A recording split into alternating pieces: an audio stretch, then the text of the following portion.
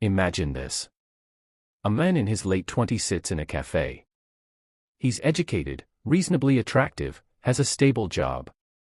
And yet, when the couple across from him leans close and laughs over their shared dessert, he looks away. Not out of jealousy, but out of resignation. He's been single for 6 years. Not because he can't find a woman, but because every time he tries, the game feels rigged. Today's men are not simply choosing solitude. Many are being cornered into it. And if we're going to be honest, and this video will be brutally honest, women hold more responsibility in this quiet epidemic than they are willing to admit. So here's the claim: the modern dating market has tilted in women's favor so dramatically that men are quietly opting out, not out of strength, but out of survival. And the result? Entire generations of men locked in long-term singleness, not because they want to be, but because women's choices, expectations, and contradictions have reshaped the battlefield. Let's begin with the numbers. Studies consistently show that men are far more likely than women to be single in their 20s and 30s. Some surveys suggest nearly 60% of young men report being single, compared to just under 40% of women. Why the gap? Because women are dating up, financially, socially, emotionally, while men are left competing for a shrinking pool of acceptable partners. A woman earning $70,000 a year doesn't want to date a man earning $45,000. But a man earning $70,000 will happily date a woman making $45,000. This asymmetry creates a brutal bottleneck. Now, here's the darker truth. Women claim they want a nice guy.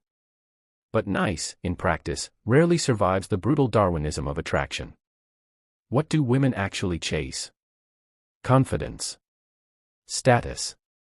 Mystery.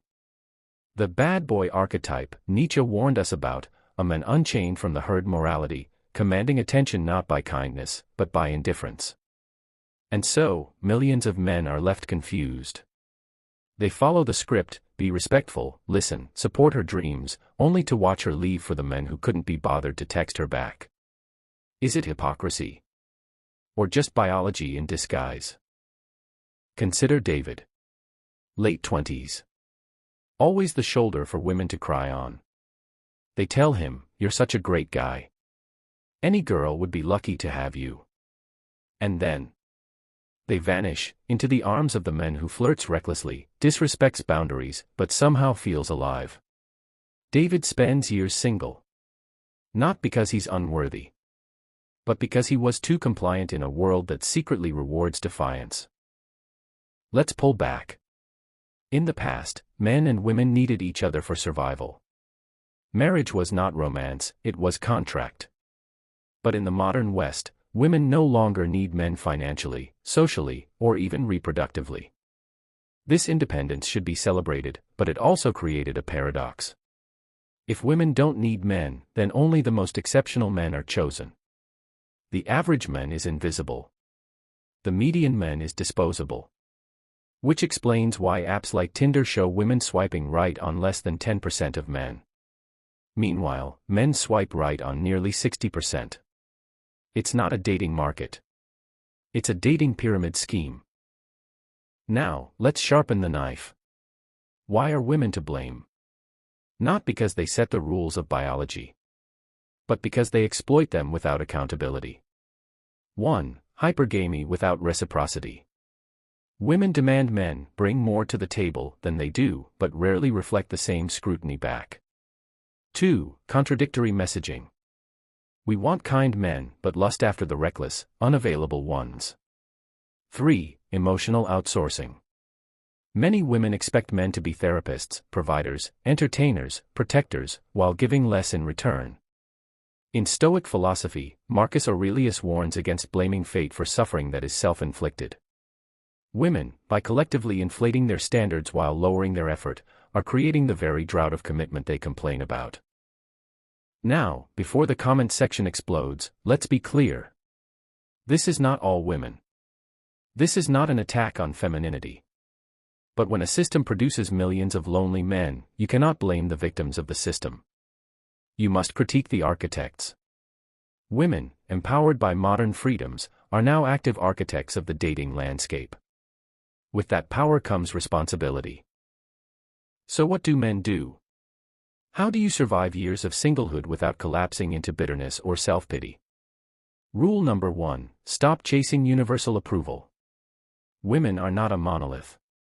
If one rejects you for not being tall enough, rich enough, aloof enough, that's her filter, not your flaw. Rule number 2: build sovereignty. Nietzsche said, "Become who you are." A man without purpose is prey to every rejection. A man with purpose becomes rejection-proof. Rule number 3: selectivity is power. Just as women filter men, men must begin filtering women, not only for beauty, but for reciprocity, character, and loyalty. Rule number 4: embrace solitude as training. Jung reminds us, loneliness does not come from being alone, but from being unable to communicate the things that matter. Your single years are not wasted if you use them to forge depth, skills, and meaning. Consider Michael. Single for nearly a decade. Rejected for being too boring, too stable, too safe. But instead of spiraling, he built his career, his body, his craft. He stopped chasing approval. He started filtering. At 35, he meets someone who values stability over chaos. And suddenly, his years of being overlooked become the reason he finally gets chosen by someone who actually sees him. So why do so many men stay single for years? Because the rules have changed, and women, whether consciously or not, rewrote them. But here's the paradox: the more women overplay their hand, the more men quietly leave the table. And what's left is a generation of women complaining that there are no good men left, not realizing they helped drive them away. If this resonates with you, whether you agree, disagree, or feel uncomfortably in between, hit that subscribe button. This channel exists to tell the truths polite society avoids.